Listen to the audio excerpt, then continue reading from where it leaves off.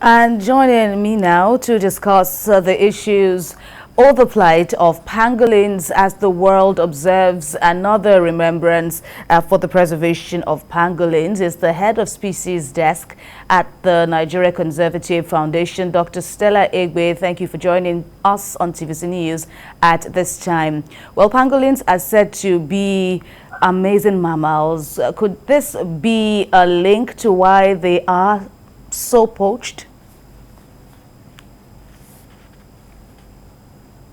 Can I get your question again? That wasn't fair. Considering the amazing features that pangolins are said to have, could this be the main reason why they happen to be the most poached mammals worldwide?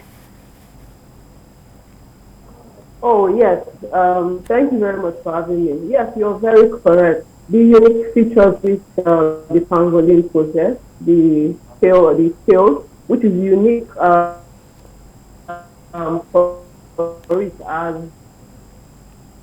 the only mammal species that has that characteristic, has made it a target for a host to be hunted just for meat. But because of the demand for traditional medicine in Asia, there is much more poaching going on and trade in the body parts. And this is what has made it vulnerable and it's declining very fast. So let's look at the worst case scenario that they could indeed go extinct. What happens if that is so? Okay, so for species that occur in nature, they have what we call a niche. They have functions that they perform in nature. Pangolins are insectivores, consuming large amounts of insects.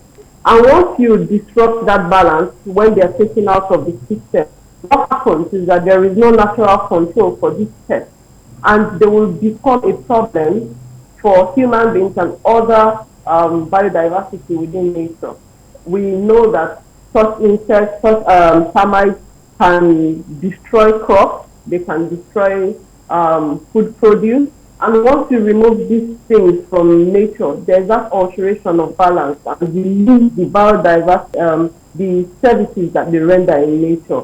So we shouldn't find out what will happen in the worst case scenario, because by then it will be too late to reverse the damages.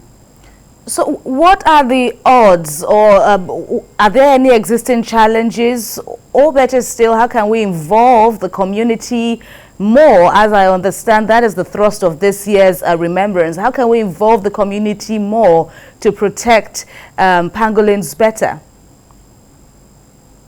Yes, so in this year, a lot of organizations are coming together to raise awareness because, like I said, in the past, people just hunt pangolins for the meat.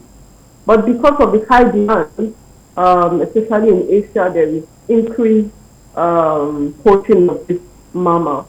We need to raise more awareness for people to understand the functions that these organisms perform in nature, and also to project what it will be if we lose them completely. So, pushing for the protection of the habitats of pangolins, which is one of the major threats that they face, loss of natural habitats.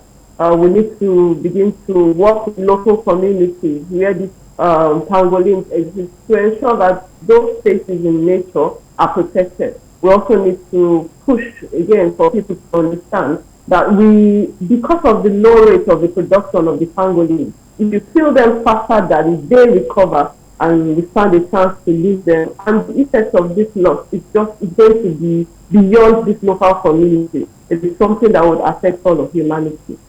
But finally, let me also ask where we are now in possible prosecution of these crimes.